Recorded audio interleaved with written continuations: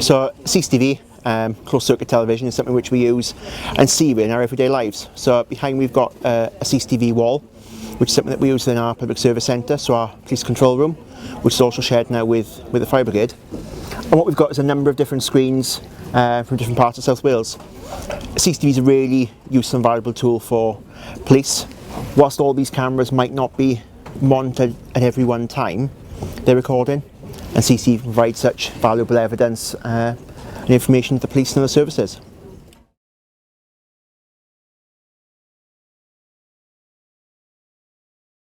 So for argument's sake, we've got some cameras behind me now which show the city centre of Cardiff.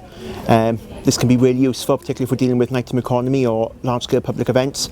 If somebody does ring in and report an incident, we can see exactly what's going on before officers get there.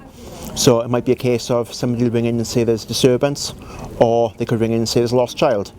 But by looking at the CCTV, we can then determine what response is needed to any particular incident.